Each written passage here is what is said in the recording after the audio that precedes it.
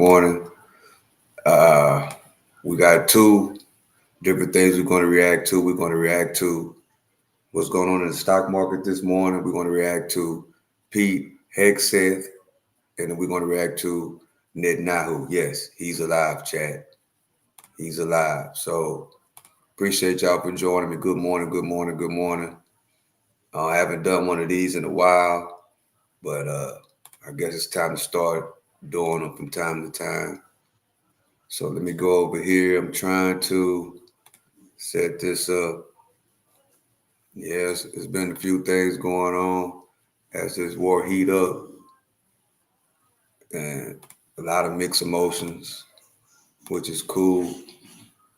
But let's see what's going on with the stock market right now. We've been talking about the SPY, and let's see. We're gonna go to the monthly. Let's see.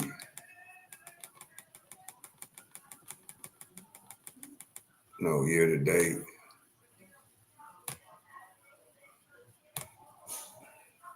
Let's see, monthly. And we've been having a nice, good pullback on this. Let's see. Trying to set it up. Okay, full. Yeah, we're having a nice big pullback. Look, everything is red too. Everything is red today. Could be a lot of good buying opportunities. Okay, here we go. I like this a little bit better. As we can see, we got these tops right around 700. And because of this war, we're starting to pull back. We're all the way back down here now to 653. 653 on the bottom. But I really want to look at, so we already know we're having a pullback on that. I want to look at this one sector, which is the energy sector, XLE. This energy sector and what's going on. Look at this energy sector. Exxon, Chevron. Well, this is an ETF inside of the energy sector. It's an ETF. A whole lot of energy companies inside of one. And on this one, we are almost at all-time highs. And we are on a straight uptrend on this when it comes to this energy sector. Exxon, Chevron, all the head honchos, all your favorite gas stations. On straight up uptrend. Let me put this on the green. It would be nice to get a good pullback on this. It would be nice to get a pullback. But last time I did a little tutorial when I was on the walk down, and I think it was at $57 on that video. If you was on that tutorial when I introduced XLE, which is a ETF energy sector, it was about a 3-minute tutorial on what companies are in this ETF. And I think at that time, it was around $57. So now it's getting ready to hit 60 on that. Now, see, let me go over here. Let me see. They changed this thing up so much. Uh-oh. Hold on, chat.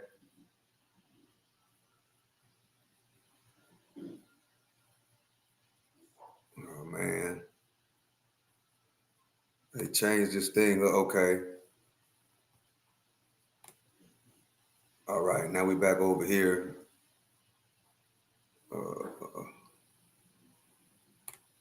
Yeah, okay, now I'm back where I need to be. Okay, here we go. Yeah, so we just looked at XLE, looked at the S&P 500. Now we're going to go over here and listen to what Pete Hegseth has to say about this war. And then we're going to see what Netanyahu said too. So let's go, chat. Appreciate y'all for joining me. Hit the like button as you come in. Okay, now let me go back over here. Share this instead. And let's go. President Trump, the chairman, and I stood in solemn silence as heroes came home. Flag-draped caskets, we honored them. We grieved with their families, and we listened. What I heard through tears, through hugs, through strength, and through unbreakable resolve was the same from family after family. They said, finish this. Honor their sacrifice. Do not waver. Do not stop until the job is done. My response, along with that of the president, what's up, hey Tim? Tim, how you doing, bro? Appreciate you for joining. Was simple. Of course, we will finish this. We will honor their sacrifice. Their sacrifice only steals our commitment. I wear this bracelet. Staff Sergeant Jorge Oliveira, he was one of my sergeants, or one of my specialists in Guantanamo Bay. He deployed later to Afghanistan, where he was killed on 19 October 2011. Killed 10 years after 9/11, 15 years ago. He was one of the 1%, the best of America. Not just a guardsman, but a law enforcement officer back home and a family man. I remember him every day, just like so many other men and women of our generation and previous generations who wear bracelets like this. Just as we will always remember those lost in this conflict.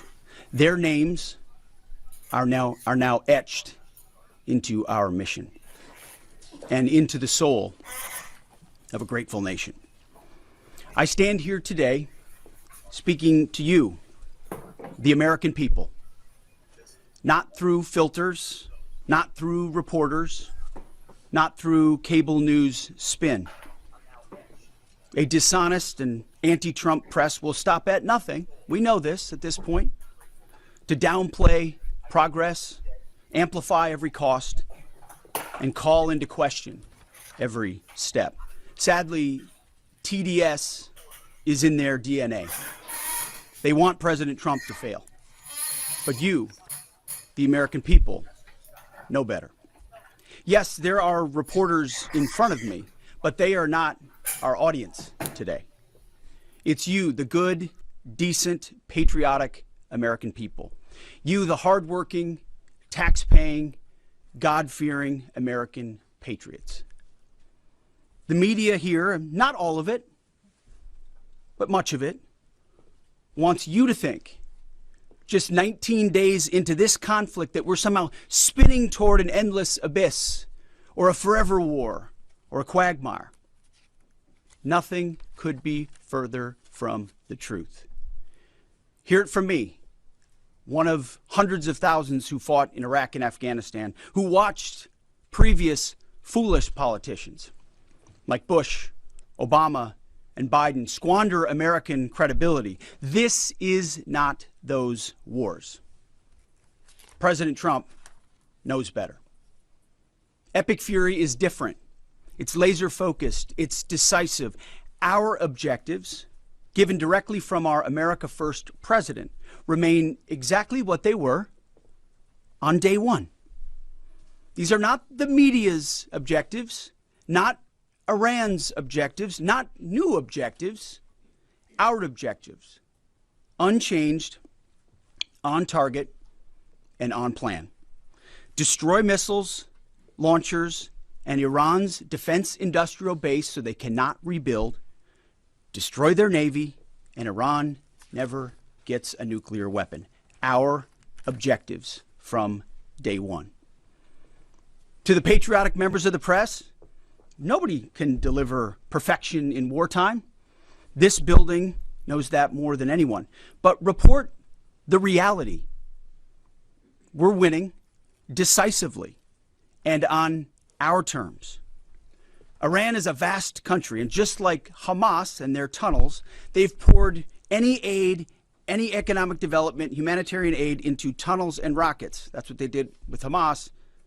Iran has funneled decades of state resources, not to their people, but into missiles and drones and proxies and buried facilities. But we are hunting them down methodically, ruthlessly, and overwhelmingly, like no other military in the world can do. And the results speak for themselves. To date, we've struck over 7,000 targets across Iran and its military infrastructure. That is not incremental. That is overwhelming force applied with precision. And again, today will be the largest strike package yet, just like yesterday was. As I've said from day one, our capabilities continue to build. Iran's continue to degrade. We're hunting and striking death and destruction from above. Iran's air defenses flattened. Iran's defense industrial base, the factories, the production lines that feed their missile and drone programs, being overwhelmingly destroyed. We've hit hundreds of their defense industrial bases directly. Their ability to manufacture new ballistic missiles has probably taken the hardest hit of all. Ballistic missile attacks against our forces, down 90% since the start of the conflict. Same with one-way attack UAVs. Think kamikaze drones, down 90%. Now, the Iranians will still shoot, we know that, but they would shoot a lot more if they could, but they can't. The last job anyone in the world wants right now? Senior leader for the IRGC or Besiege. Temp jobs, all of them. And to borrow a page from Admiral Ernest King in World War II, we've decided to share the ocean with Iran. We've given them the bottom half. We've damaged or sunk over 120 of their Navy ships, with battle damage assessments pending for many more. You see, oftentimes we have to wait a few days on battle damage assessment to get the real number. Their surface fleet is no longer a factor. Their submarines, they once had 11, are gone. Their military ports are crippled. Iran has terrorized the United States and our interests for 47 years. Their core industries, not steel or agriculture, or tourism. Their core industries are state-sponsored terrorism, proxy militias, underground networks, ballistic missiles, and a violent, messianic, Islamist ideology chasing some sort of apocalyptic endgame. A regime like that, refusing to abandon its nuclear ambitions, is not just a regional problem. It's a direct threat to America, to freedom, and to civilization. The world, the Middle East, our ungrateful allies in Europe, even segments of our own press should be saying one thing to President Trump. Thank you. Thank you for the courage to stop this terror state from holding the world hostage with missiles while building or attempting to build a nuclear bomb. Thank you for doing the work of the free world. Yesterday's ceremony reminded us why we fight. Not for nation building or democracy promotion, but to crush direct threats to America, Americans, and our interests. We fight to win, and we are winning on our terms, following our objectives. My 13-year-old son popped into my office last night while I was editing these remarks. He asked about the war and the families I met at Dover. And I looked at him and I said, they died for you, son, so that your generation doesn't have to deal with a nuclear Iran. It's the truth. And they did. So to the families who said, finish this, we will. And I say the same to every American who wants peace through strength. May Almighty God continue to bless our troops in this fight. And again, to the American people, please pray for them.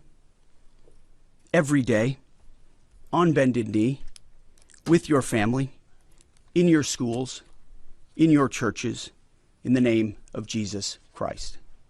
To the troops, keep going, and Godspeed. Over to you, Mr. Chairman. Thank you, Mr. Secretary. Ladies and gentlemen, good morning, and thank you all for being here. I also had the honor yesterday, as the Secretary said, of traveling up to Dover with the President to welcome home our six fallen. It was an honor and a privilege for me to be there and to say thank you to their families, and I want to mention their names this morning. From the 6th Aerial Refueling Wing out of MacDill Air Force Base, Florida, but stationed as part of an active associate unit at Birmingham, Alabama, Major Alex Klenner, John Alex Klenner, Major Ariana Savino, she was posthumously promoted from captain to major, and Technical Sergeant Ashley Pruitt, the boom operator on that crew.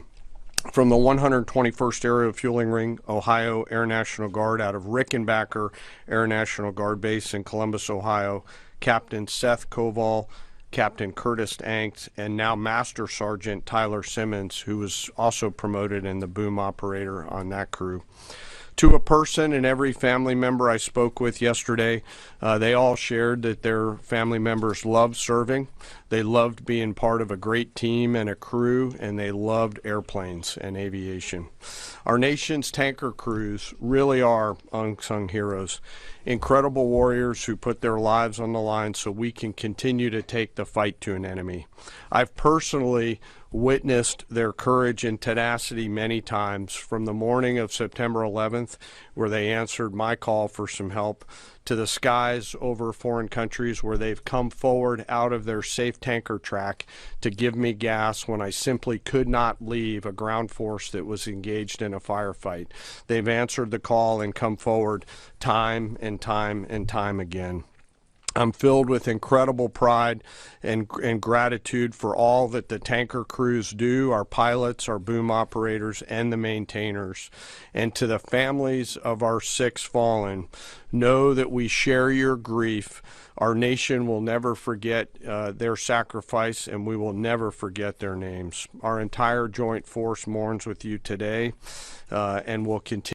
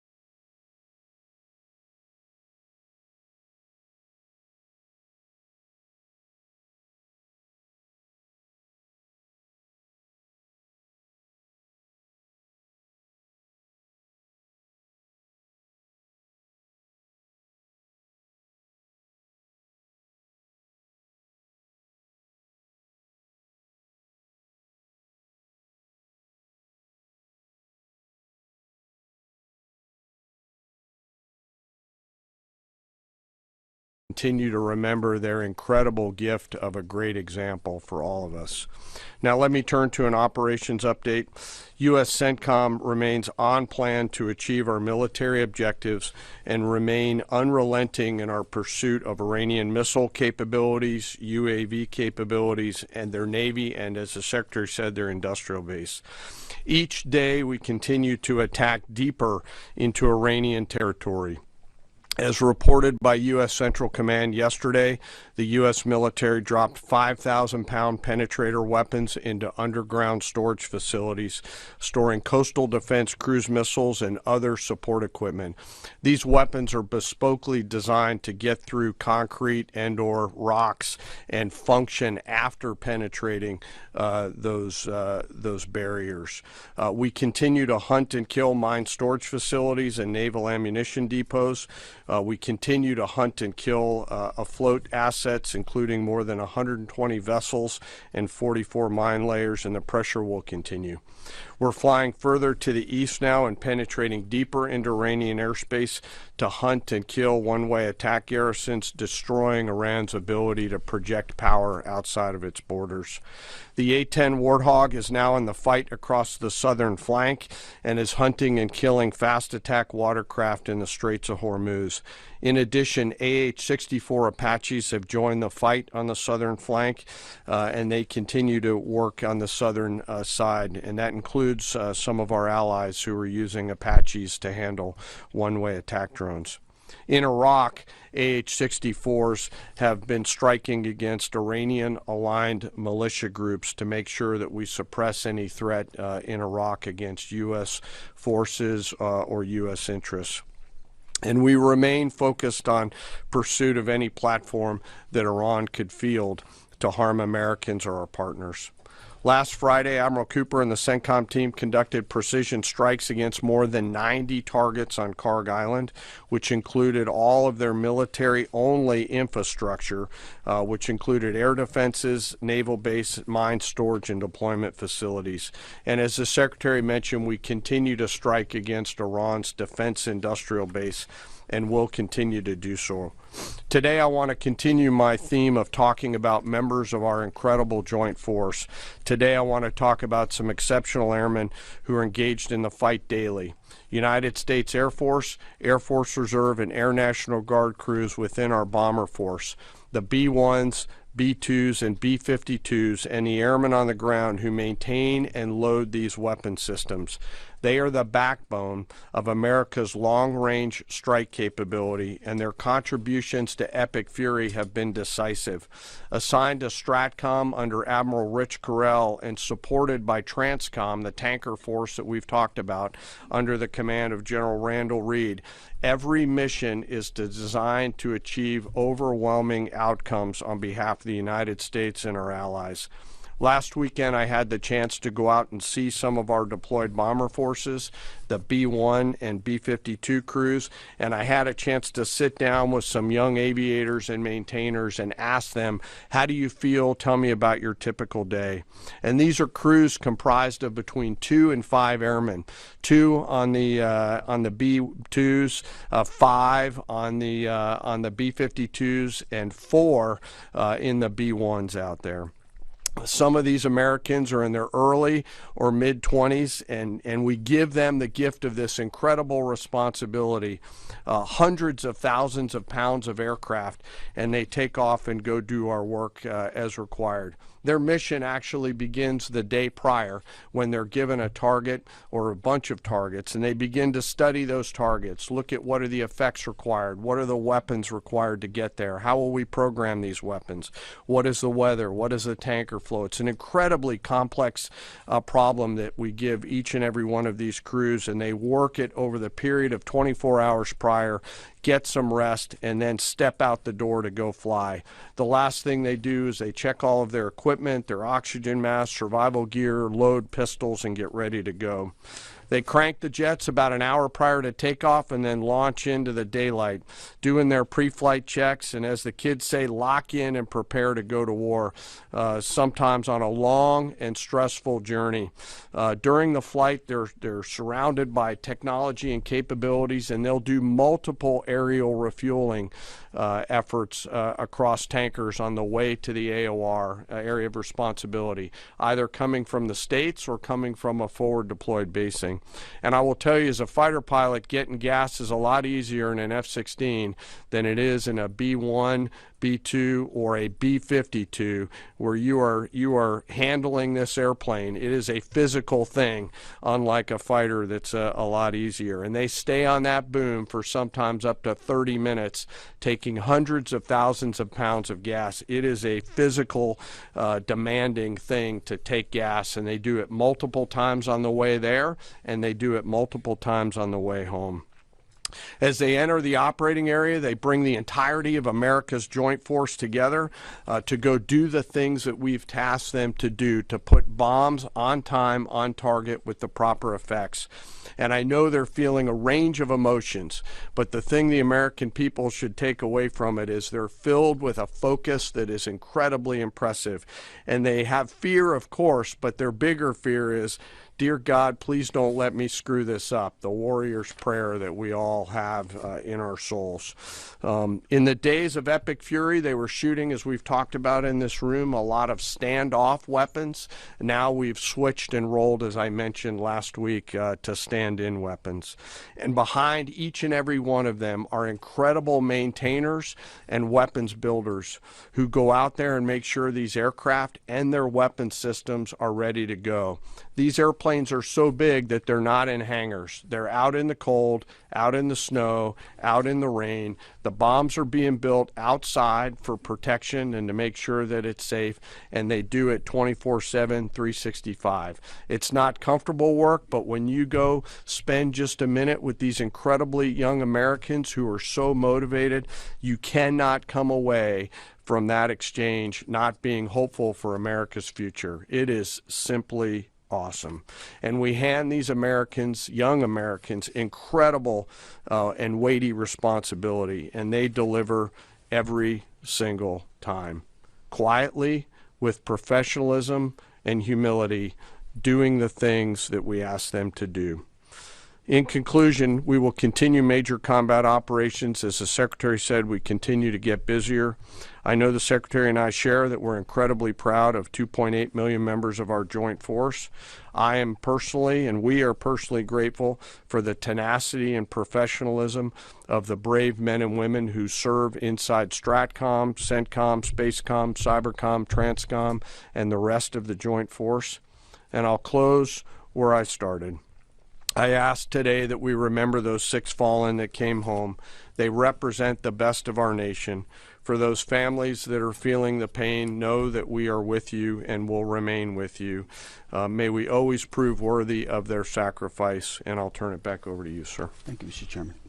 I'll take a couple questions. Thank you, Mr. Secretary. Thank you, Mr. Chairman. Given the updated degradation in strike target numbers you laid out, how close would you say we are towards achieving the President's objectives, and what is the end game of the operation without divulging any sensitive battle plans? Well, we wouldn't want to set a definitive time frame on that, but as we've said, we're on plan. So we're looking at those metrics very closely, relaying that to the President and the National Security team, but feel confident that as again, we're more stand-in, means we're over the top, even further in, and we have even more of an exact sense of what we're striking and why, and even more dynamically, meaning because the intelligence improves, we're able to more quickly identify targets when they, let's say they come out of an underground facility where they've been hiding and able to strike it before it strikes or right after it shoots.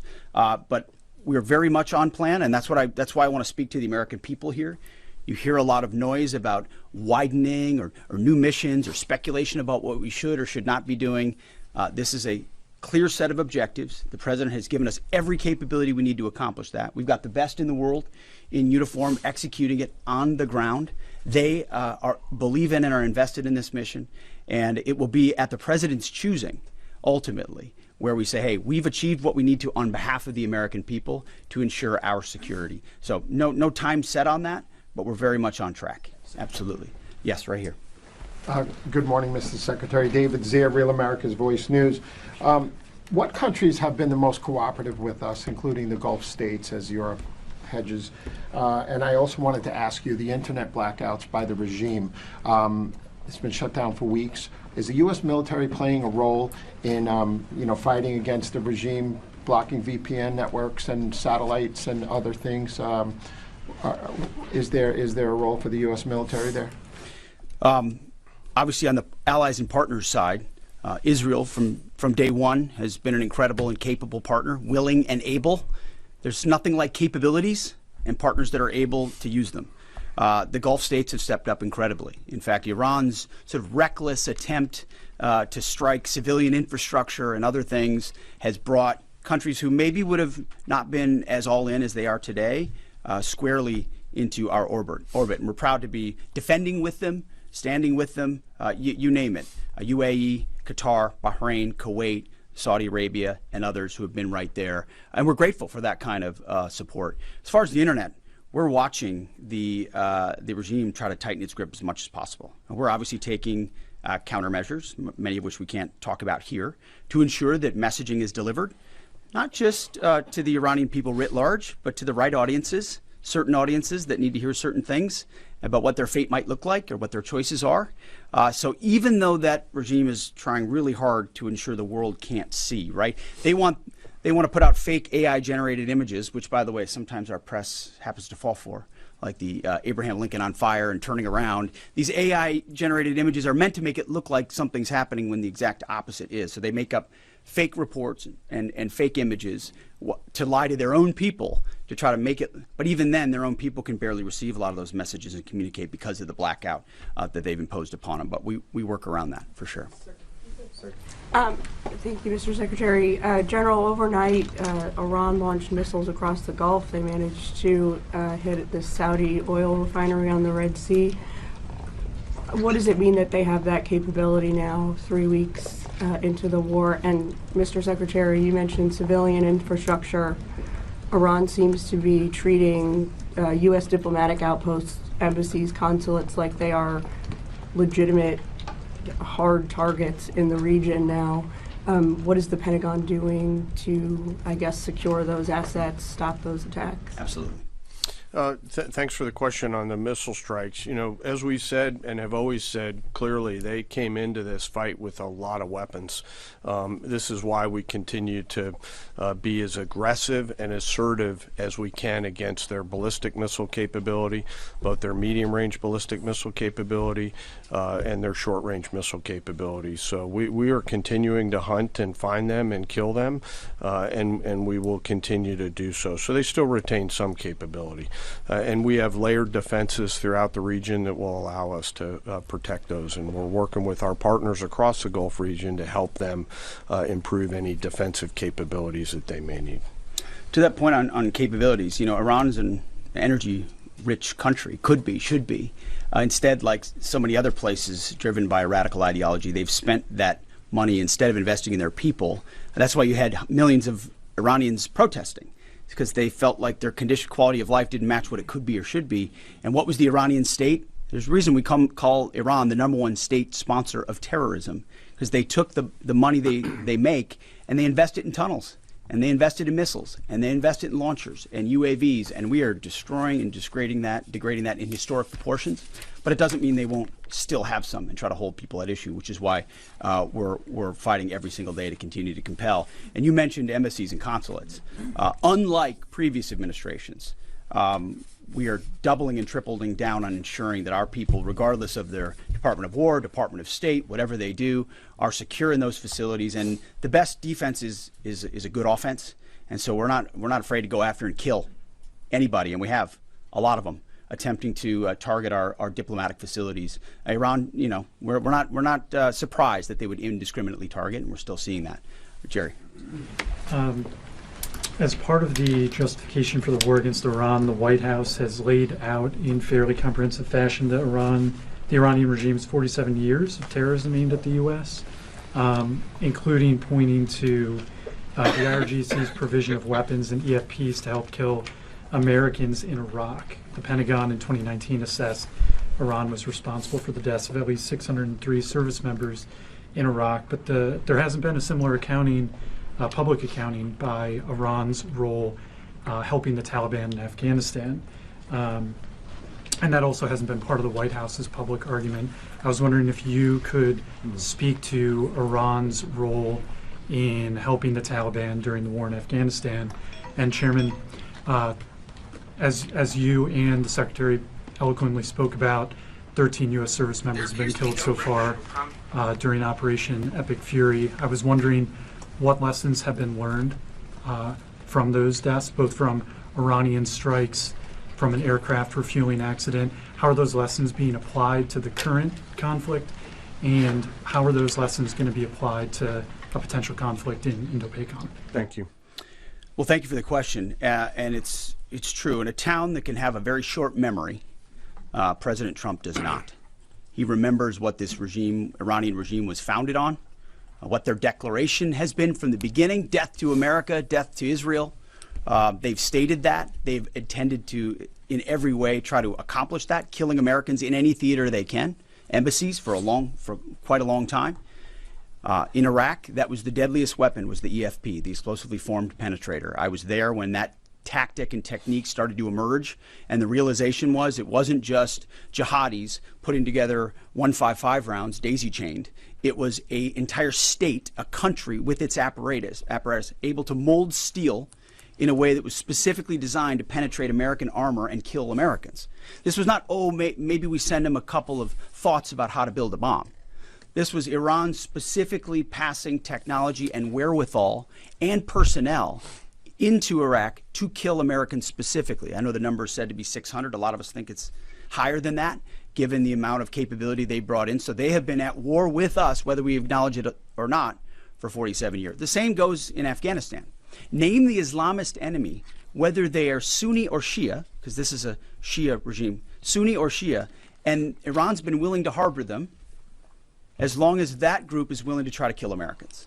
So the enemy of their enemy has been their friend as well in the Islamist world. So Iran, whether it's Iraq, whether it's Afghanistan, whether it's around the world, has been targeting Americans. And what they wanted in this context, and what President Trump would not tolerate, is a regime of that nature being closer and closer to nuclear capabilities, a capability they would have said they would want to use, and we ought believe what our enemies say they would do if they got the most dangerous weapon in the world. So it's been across every theater that Iran's been a threat to America, and sometimes we have to remind folks of that, but thank goodness we have a commander-in-chief who, on behalf of this country, has internalized that and said, hey, we're going to do something about it.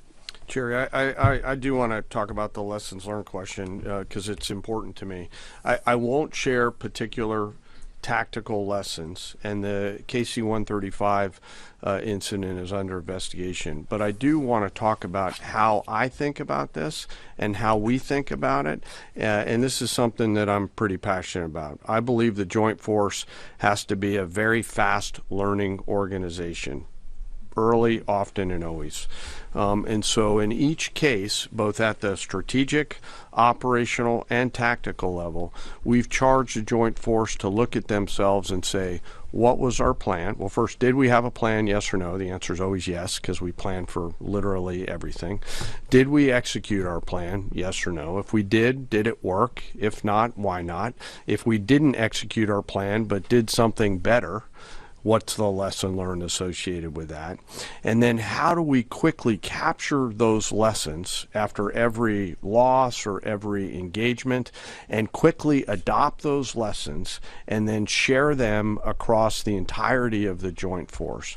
And inside the Joint Staff, we've tasked our J7 Directorate under the lead of Lieutenant General Liszewski, a United States Marine, to be extremely entrepreneurial in harvesting and capturing those lessons in a proactive and not reactive way. In fact, we've got teammates from the J7 who are now spread out across the CENTCOM theater, both here in the States and forward, to ensure that in every opportunity we do not miss a chance to grab that lesson and quickly accelerate it into the practice that we adopt inside the Joint Force, so that if there's a loss or if there's something that we can learn from, that we learn it not only in the CENTCOM AOR, but we adapt it across all of the combatant commands, not just Indo-PACOM. And it's across all of the warfighting functions. I've asked them to look rigorously, to check our egos at the door, to remember this is about what's right, not who's right, and to be clinical around the way we look at lessons learned, because we owe it to the force to do that. Thanks for that question. Absolutely. Brown jacket at the back. Thank you, Mr. Secretary. Jonathan Dreher with Roca Politics. As you said, at the end of this war, Iran will be without a missile or drone capability, a navy, or the ability to make nuclear weapons. Since the largest threat and sponsor of terror in the region will be incapacitated, are there plans to move assets and troops out of the Middle East? I guess in a perfect world, a year after the war has ended, what does the military presence in the Middle East look like compared to before the war? Well, I appreciate the question. I do think when you address a real threat head on, it creates new options on the other side. Right? I think what President Trump refuses to do, which too often this town does, is just sit in the status quo. Oh, nobody can do about that. They've got too much capability. What if this happens? What if that happens? He instead says, what's in the interest of the American people? It's going to take some courage. It's going to take some capabilities. We're going to have to gather some forces there in order to do it. We're not going to tell people how many or how long or what we're willing to do or what we're not willing to do. But if you do that and do that decisively, then out the other end is a recognition that it opens the aperture of what's possible. I mean, President Trump did the same thing in creating an opportunity for the Abraham Accords.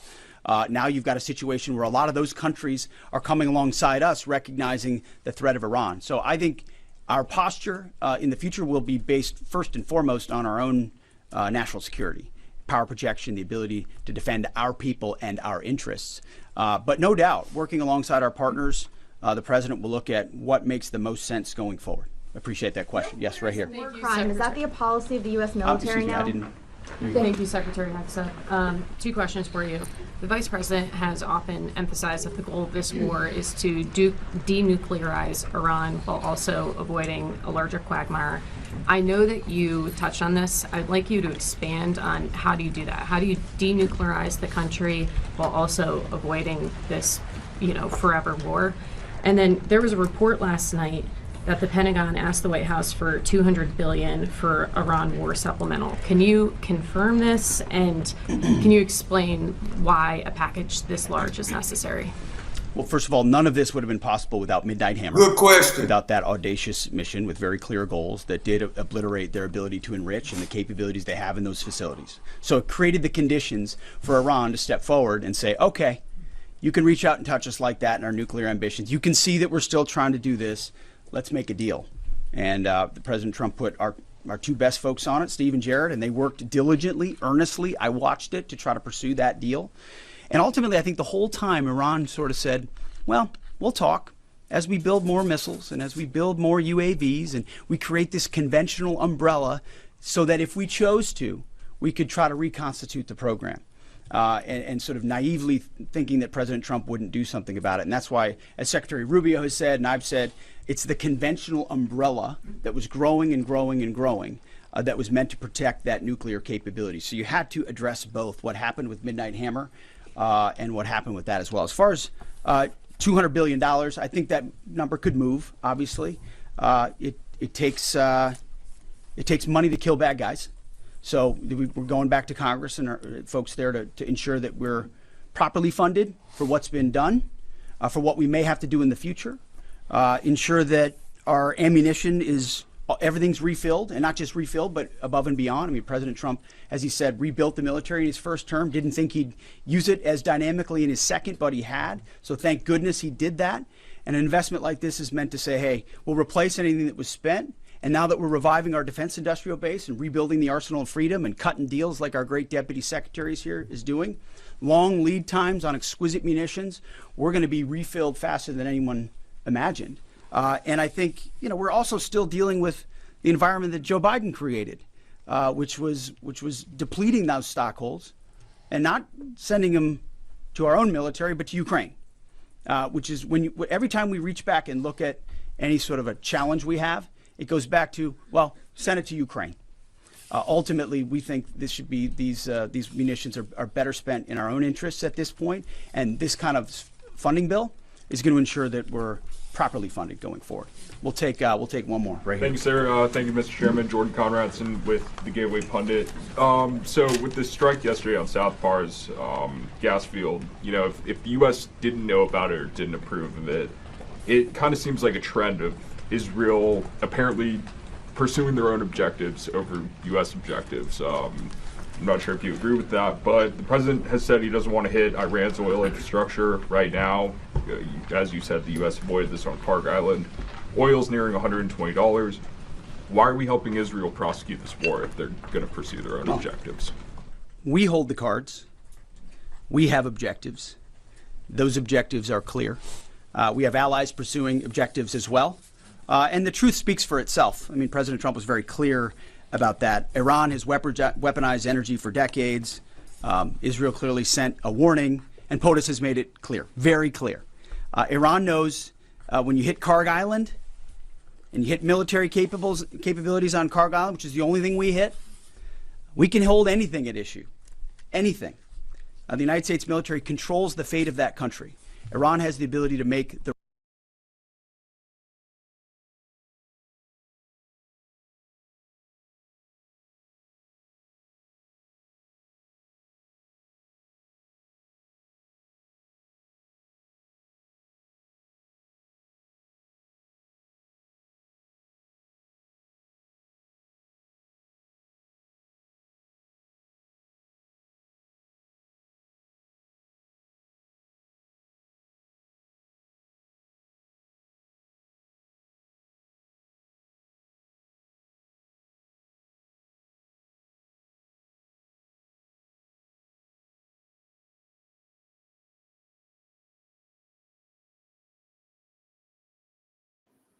All right, chat. Appreciate y'all for joining.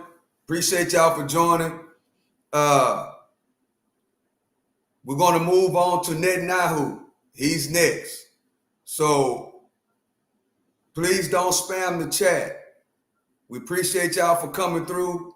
Make sure you hit the notification bell. Make sure you subscribe to the channel. Unmute yourself, Daddy. I did already. There you go. So I got threw off right there. Appreciate y'all for letting me know I was muted. But we're finna get ready to react to Netanyahu. A lot of people were saying that he was unalived, but he came out of the cave. So we're going to hear what he has to say next. Thank y'all for joining. Thank y'all for joining me. Just please don't spam the chat with all the emojis. You know, this is the Freedom of Speech channel. But at the same time, we have to be mature about what we are commenting in the comment section. Please be respectful. You know, you don't have to agree, but be respectful so we can have a nice, smooth chat. And for the people that are saying vulgar words, what you got to understand is that YouTube is not going to let your comment come on this screen. So use your words correctly. You don't have to cuss. You know, use a little intellect when you are typing so we can get a clear understanding on your feelings, right?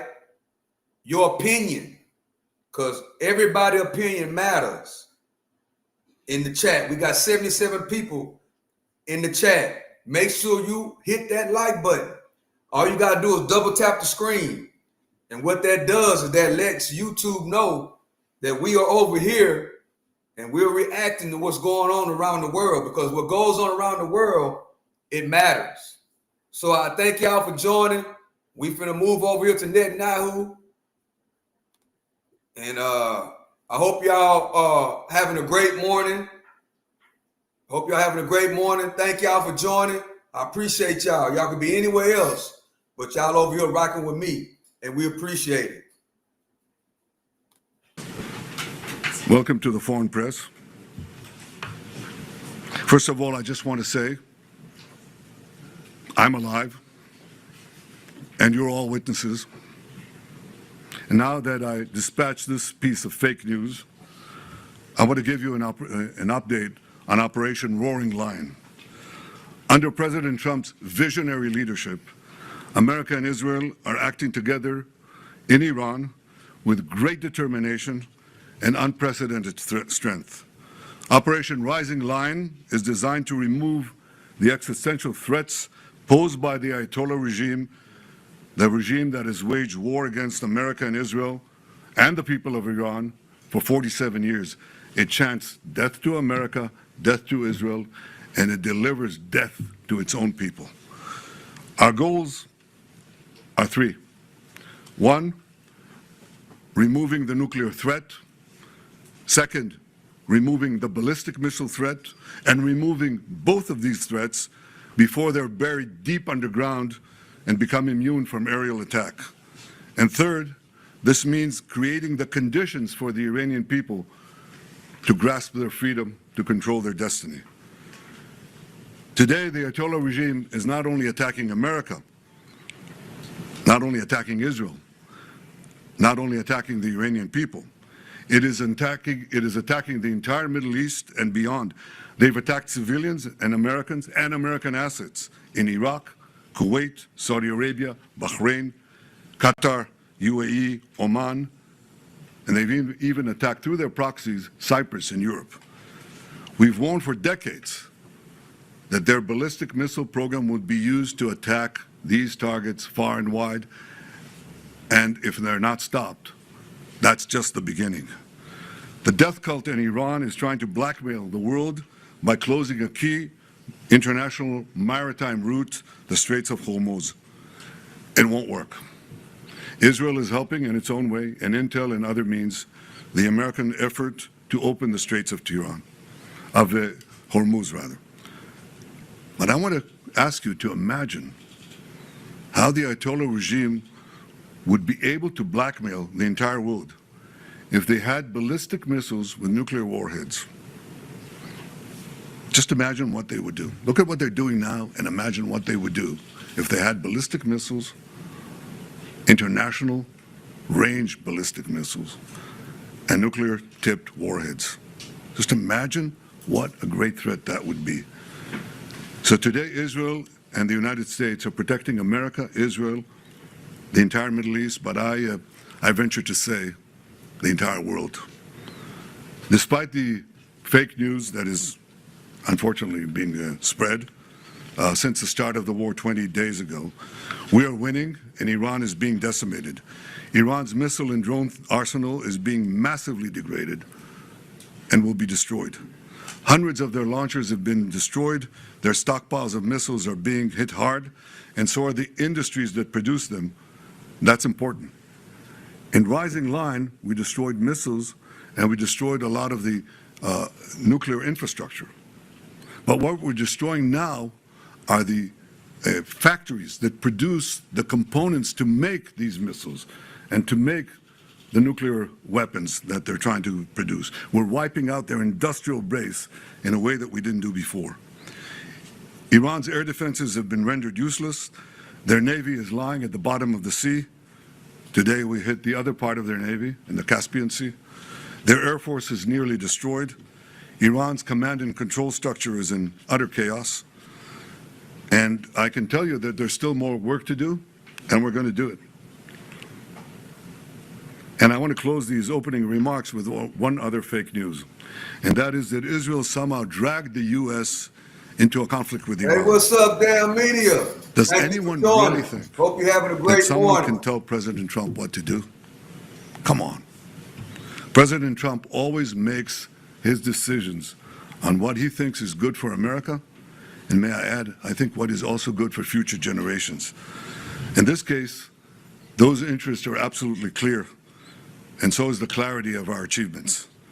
Together in close coordination with President Trump, the close coordination between America and Israel, our militaries, our intelligence services, we're achieving goals in lightning speed. But I want to say another word. It's been said that for 40 years, I've been saying that Iran is a danger to Israel and a danger to the world. That is true. You know who else said that? President Trump. 47 years ago, when the Iranian thugs took over the American embassy, he said how dangerous this regime is. In his first term in office, he didn't need any convincing. He said the Iranian nuclear deal was the worst deal that he'd ever seen, and he walked out of it.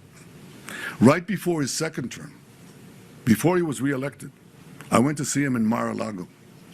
The first thing he said to me was, "Baby, we've got to make sure that Iran doesn't have nuclear weapons." He said that to me. I didn't say it to him. He didn't need any convincing there either. Now, why did he say that?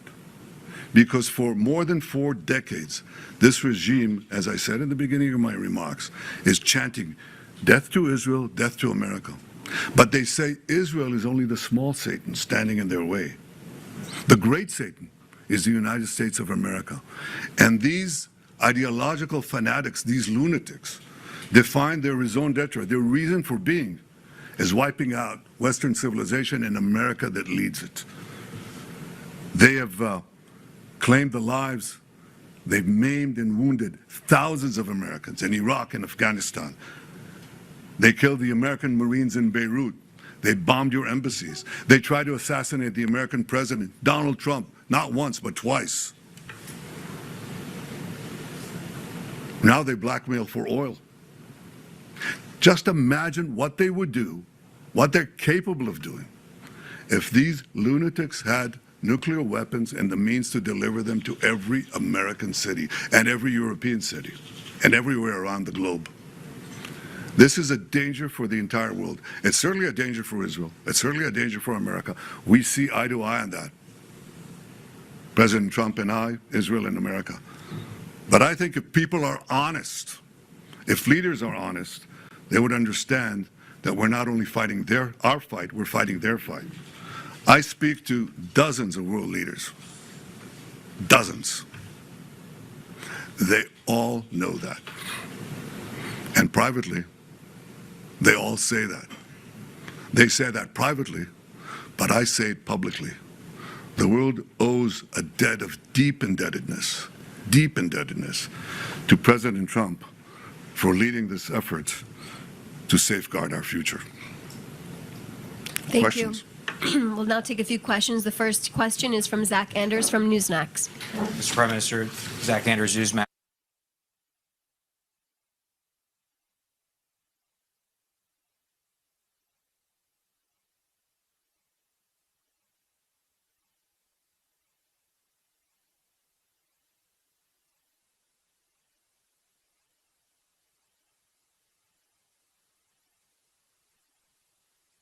Hold up, Chad. I think they're asking him a question. Trying to figure out what happened right there.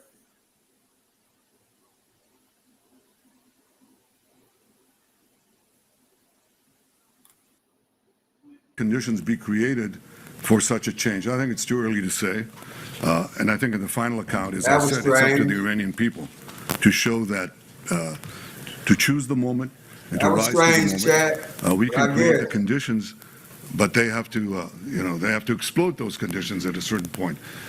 It is often said that you can't do revolutions from the air. That is true. You can't do it only from the air. You can do a lot of things from the air. Y'all please double tap the But there has to be a ground component as well. There are many possibilities for this ground component, and I take the liberty of not.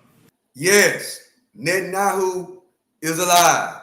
You know, they were saying all over the internet that he was unalived. But as we can see, Netanyahu is alive. Come on, let's go. Sharing with you all those possibilities. Would you recognize Pahlavi if the people keep chanting for him in the streets? Well, I'm not going to say who specifically is going to be there, but I think he's been a force for good.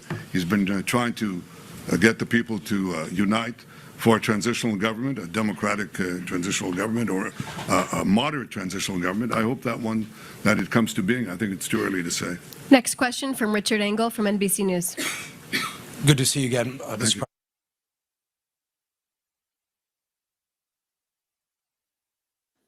I guess every time he asks a question, they mute it. That's strange.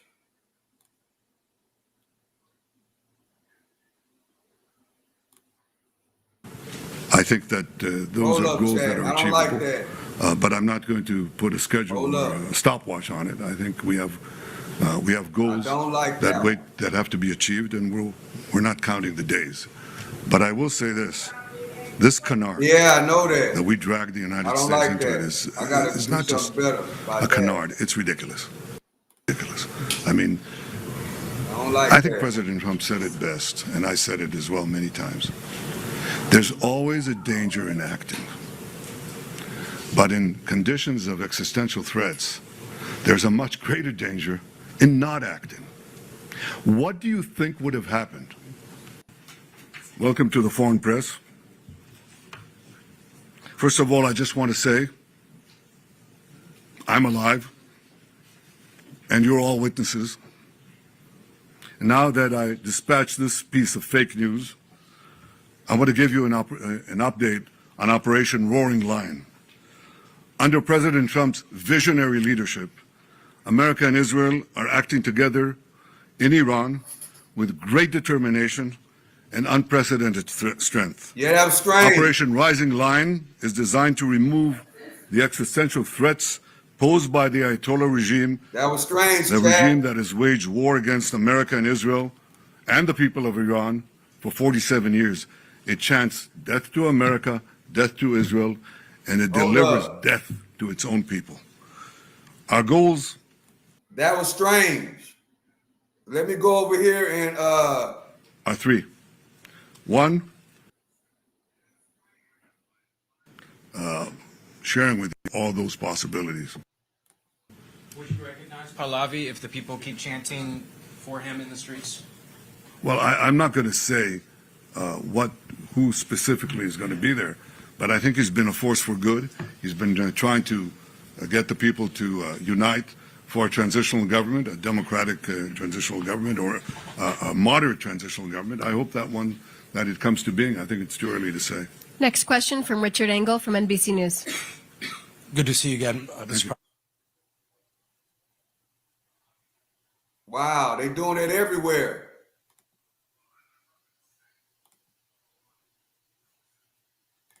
That's wild. That's wild, Chad. They not letting us hear the questions, only the answers. Well, I think we have concrete goals. We are how reacting to to do this it. together. How to end it. We want to, Hold as up, I said, hold up, decimate hold up. the ballistic missile Whoa. program, which we're doing, decimate the nuclear. We are, Chad, we are reacting to this together. They are not letting us hear the questions, only the answers. They are not letting us hear what they're asking him, only the questions. It's not AI. This is real. It's not artificial intelligence. They are not letting us hear the questions, only the answers. And I don't like this, Chad. I don't like it. Nuclear program, which we're doing. I think that those are goals that are achievable, but I'm not going to put a schedule or a stopwatch on it. I think we have goals that have to be achieved, and we're not counting the days. Hold up, bro. But I will say this canard that we drag the United States into it is not just a canard. It's ridiculous. It's just ridiculous. I mean, I think President Trump said it best, and I said it as well many times. There's always a danger in acting. But in conditions of existential threats, there's a much greater danger in not acting. What do you think would have happened if America did not act now? Just imagine what would have happened. In a few months' time, no more than a year, Khamenei, still alive, would have ordered the beginnings of the new nuclear program and the reconstructed ballistic missile program to move underground. Now, it'll take them a little time, maybe a few years, but you can't reach those programs. And they develop intercontinental ballistic missiles, okay? That means missiles that can hit Chicago and New York and Florida and Texas and California. Oh, but they don't have it yet. That's what people said. Right, let's wait. Well, just let them do it, just wait and let them do it. You won't be able to do it. it's the last moment. No, it takes a little time. Yeah. You had a few months to prevent them from doing it and to just decimate these industries and perhaps achieve this transitional government in Iran. So you'd sit back and you say, well, it's not going to happen in the next Thursday, so let's not act. I tell you that there's enormous risk in not acting, much greater risk than acting. And if you think that the oil markets are in trouble today, think of Iran with nuclear weapons and the means to deliver them. Then think of the blackmail that you would endure. I didn't exactly ask, however.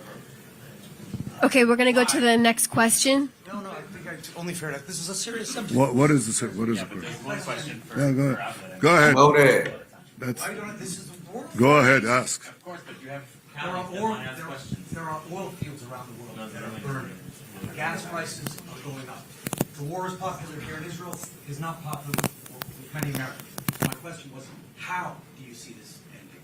Not why, not even when. What do you imagine the day after? Well, we have achievable goals, and I'm not going to speak about the full battle plans that we have with the United States. We're well coordinated with them. I will say this, that once we achieve our goals, then I have argued, I think, and Americans understand this very well, because we're real partners.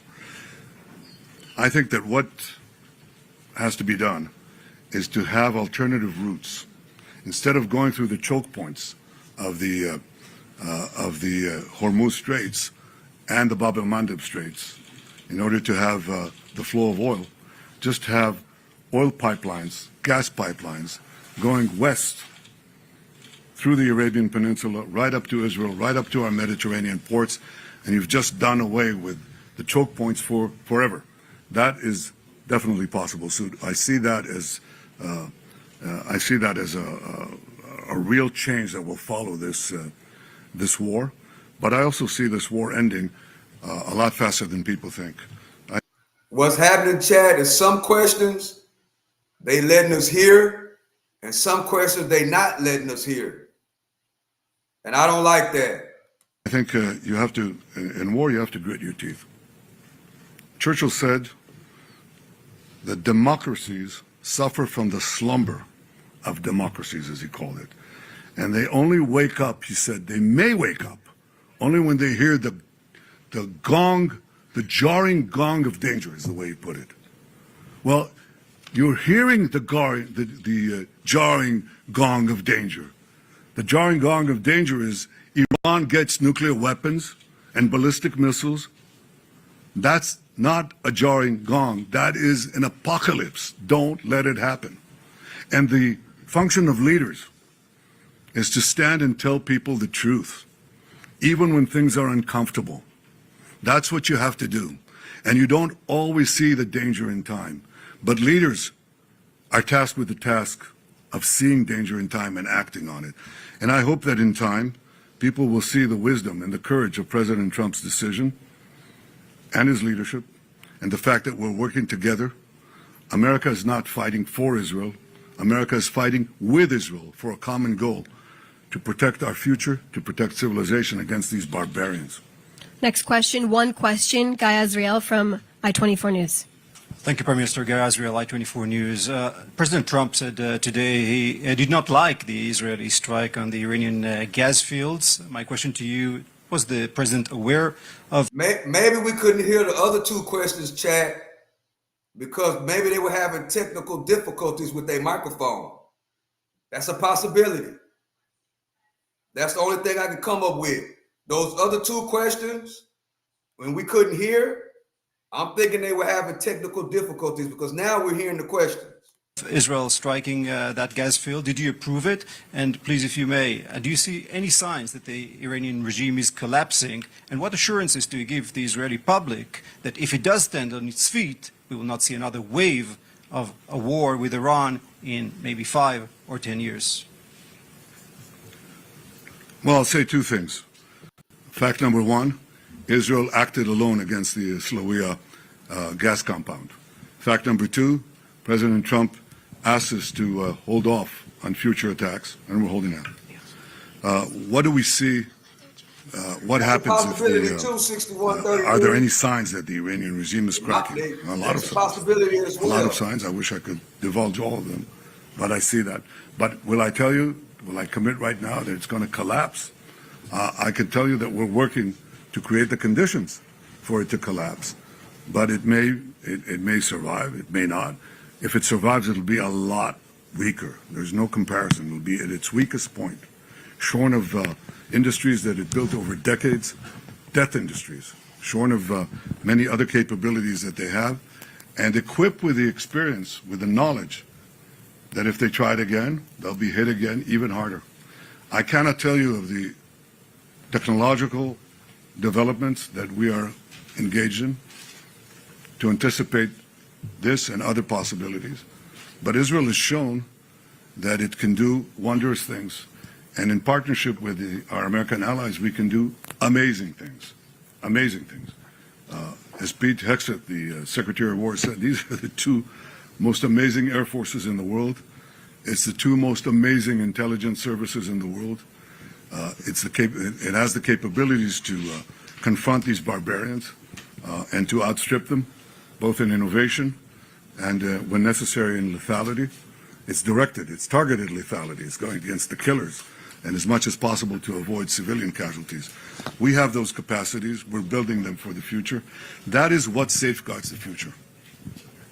You know, if people want to be naive, then they don't see the kind of world we're living in.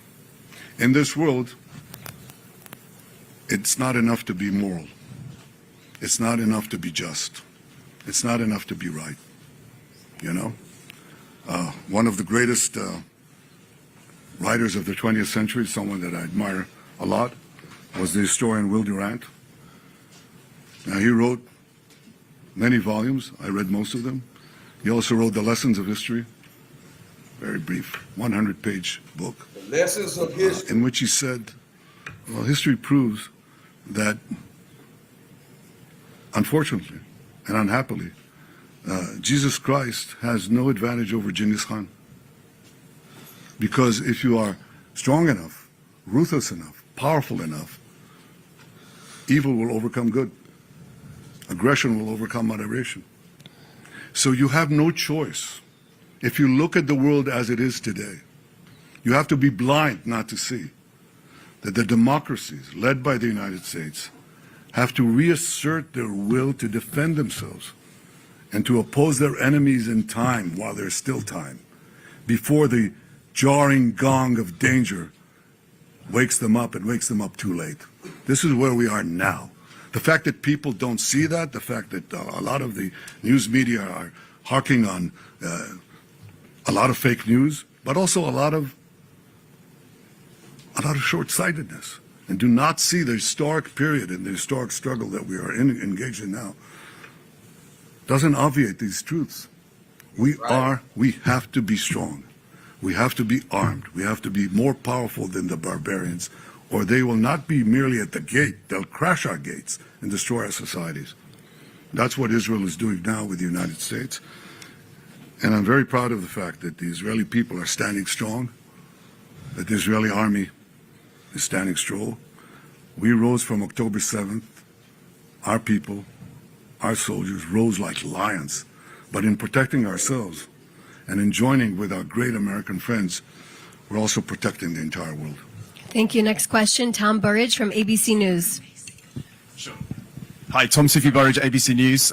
Prime Minister, given the escalation of attacks on US allies across the Gulf, given the spiraling energy costs, the high costs in general, the US service personnel killed in this war, many Americans are asking that question, whether you misled their government into starting this war, and for how long should Americans keep paying the price? Well, I misled no one, and I didn't have to convince President Trump about the need to prevent Iran from developing its nuclear program, putting it underground, and being able to launch nuclear-tipped missiles at the United States. He understood that.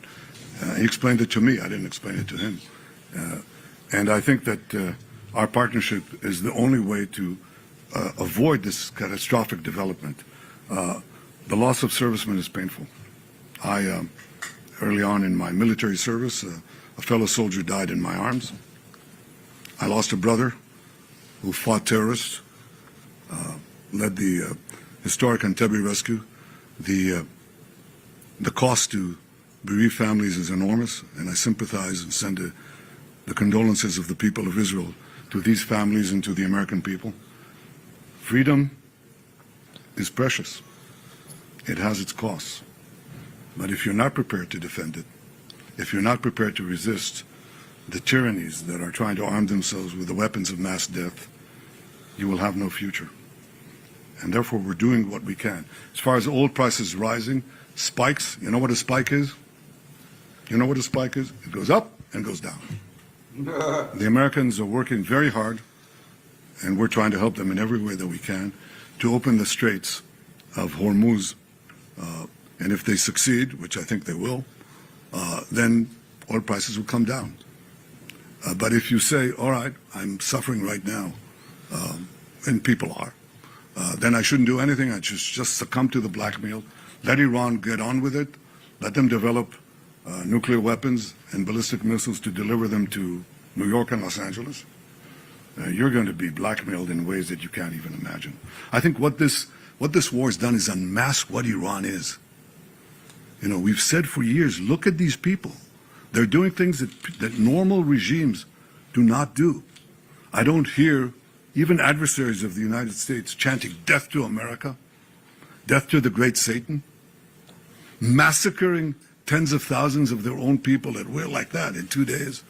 You have that sometimes.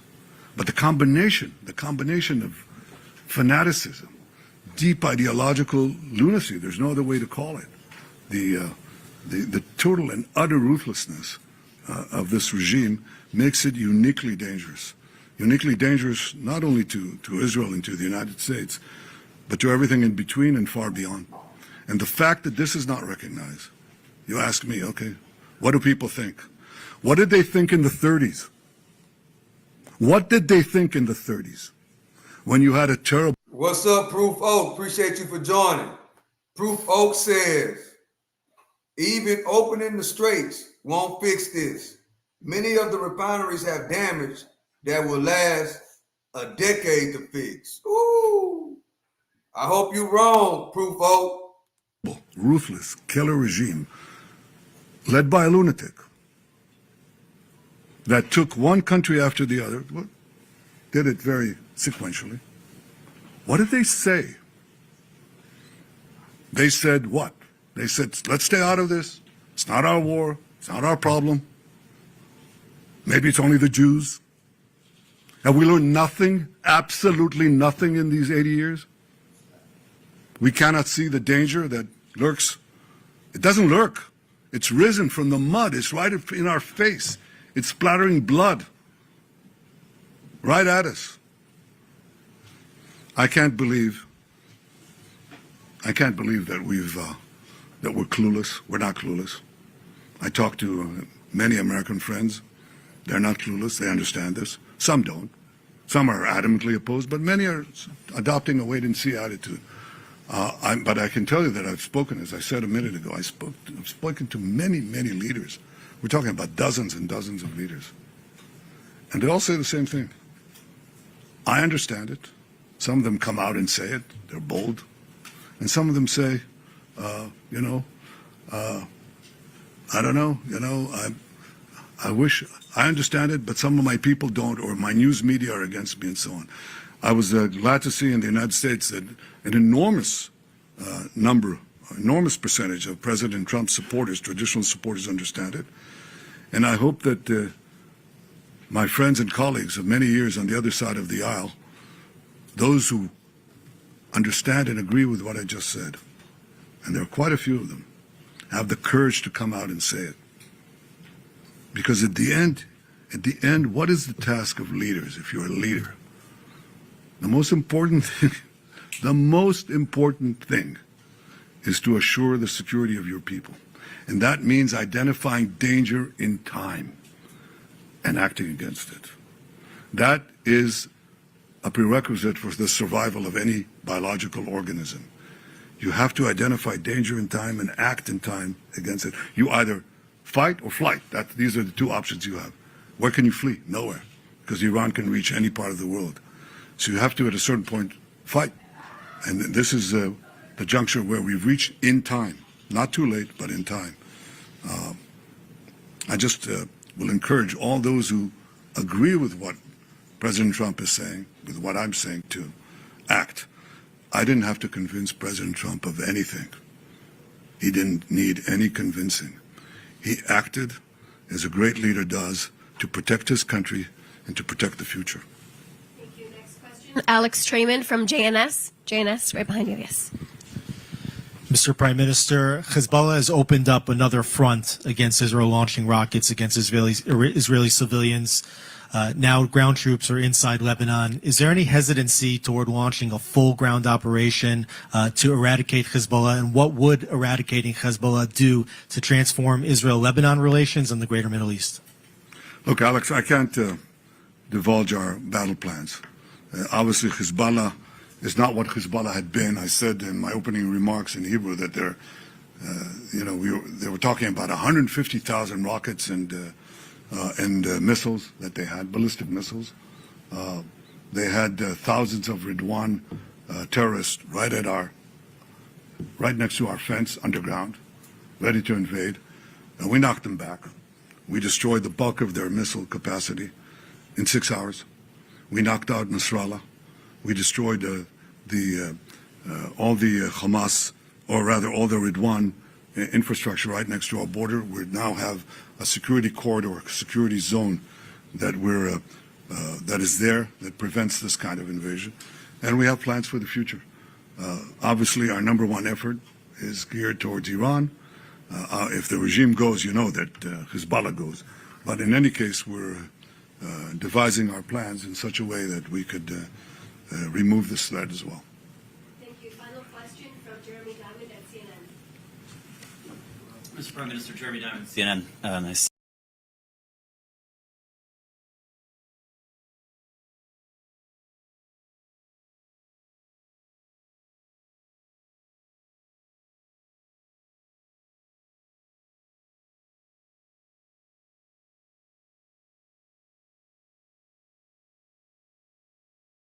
You.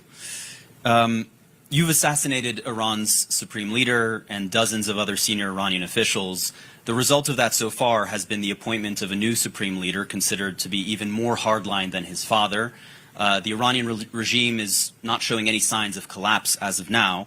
So I wonder, what do you say to those who say that killing those individuals is in fact empowering the hardliners in Iran? And are you confident that your strategy will still lead to regime change?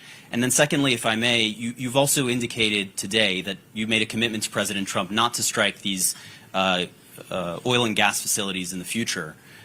Should President Trump come to you one day and say, oil prices are too high, it's time to end this war, will you listen to him? And do you need the United States in order to continue this campaign alone? Was that a single question? Thank you, Jason. Thank you. Jeremy really hogged it, but I'll answer your questions. I'm not sure who's running Iran right now. Mujtaba, the replacement Ayatollah, has not shown his face. Have you seen him? We haven't. And we can't vouch exactly what is happening there. There is a cloud here that's not clear. What we see is that there's a lot of tensions inside the people who are edging for the top. It's not a uniform position. You see that sometimes with the contradictory orders that are given. You know, they do one thing and then they withdraw it and so on. I think it's important that they know that if they think they're going to target the world, target the President of the United States and so on, they themselves are being targeted. That creates a lot of uncertainty. We've found that can have an effect. The removal of Nasrallah has never been really been replaced, because some people are not replaceable. I think the authority and the hold that Khamenei has had is not going to be translated to anyone, not to Mujtaba if he's there, and not to anyone else. But I think this is part of the effort to crack the regime. It's not going to happen in one day. We're 20 days into this war. Yes, we're seeing cracks. We're seeing cracks, and we're trying to propagate them as fast as we can. Not only in the top command, we're seeing cracks in the field. It's sort of like a hollowed out, rotten piece of wood that's holding on the outside, but there's a lot of rot inside. We're seeing some defections.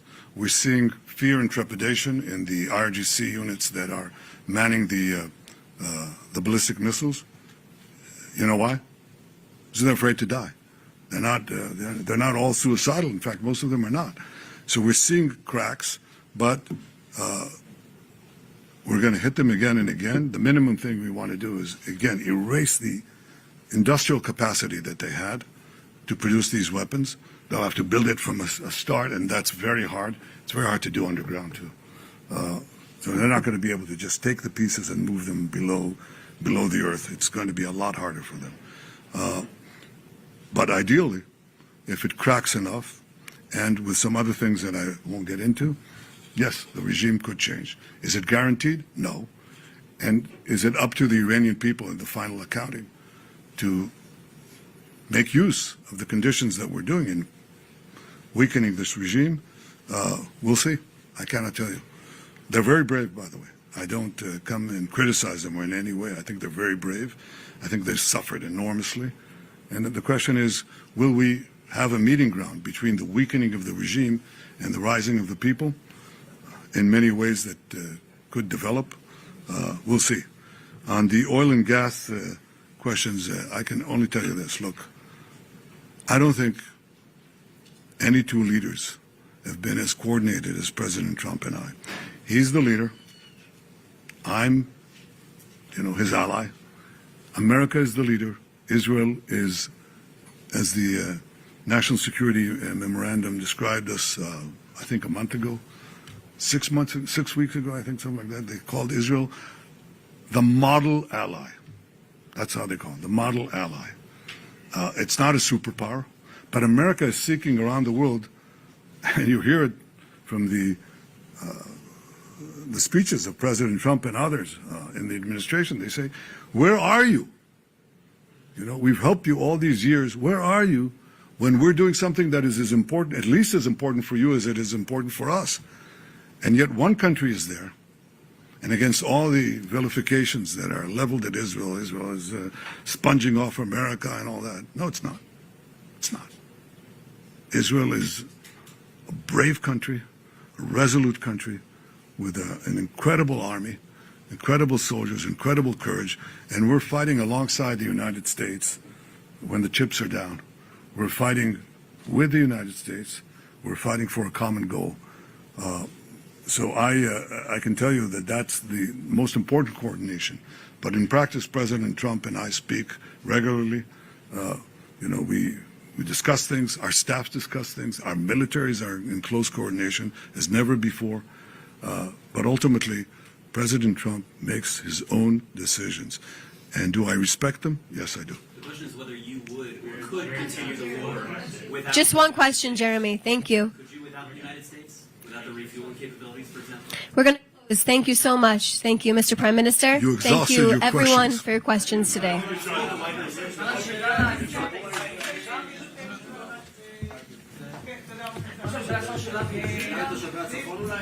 Thank you, everyone. תושבי הצפון הם גיבורים. תושבי הצפון עומדים כרגע במעמסה הקשה. כל אזרחי ישראל עומדים במעמסה קשה. אבל הם עומדים במעמסה קשה במיוחד, משום שזמן ההתראה שלהם הוא הכי קצר. ואנחנו מתכוונים לעזור להם בכל... Well, that's it right there, Chad. I appreciate y'all for joining, man. What threw me off, Chad, as we got 270 people in the building. Y'all do me a favor and double tap the screen. But really, what threw me off was that we didn't get to hear those questions in the beginning. That kind of threw me off. I'm like, golly, what is this? That we can't hear the questions, just the answer. That was kind of strange to me. Chat, we are living in strange times. We got to understand this. And with this AI and all this stuff, it's going to get weird, weird, weird. But what you got to understand is truth. You have to know the truth. That's what's going to help you maneuver through artificial intelligence, through people coming on the internet and trying to direct us to a different direction. You have to know the truth. You know what I'm saying? And the way to know the truth is that you have to be around the right older mentors. You know, you have to get your knowledge and wisdom on what's going on through older mentors, the right older mentors. And you have to be, man, what's so crazy about it is that a lot of people are not blessed to have the right older mentors to help them navigate through what we finna go through right now. Shout out to my mama. Shout out to my grandpa. Shout out to my daddy. That what they have instilled in me and what they, how they raised me is going to help me navigate through all this AI and all this stuff that they're doing. You know, it's going to help not only me navigate, it's going to help me navigate my kids, my grandkids on how to move and what's going on. Because in a minute, chat, if you are not in truth, you're going to get manipulated by this AI stuff. If you are not embedded in truth through great mentors, great teachers, not only you, but your kids and your grandkids and your great-grandkids are going to be manipulated. It's very important by what they're finna get ready to roll out with this AI stuff. Only thing that's going to separate it is you have to know truth. You're going to have to know the truth. You're going to have to know the facts.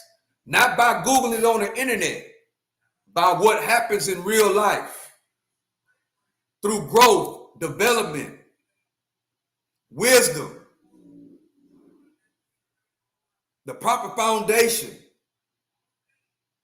that has been passed down to you and that you can pass down to your kids and grandkids. We got to understand that. So I appreciate y'all for rocking with me. We're going to wrap it up right here. We got 160 people in the building. This was wild, Chad. You know, they would not let us hear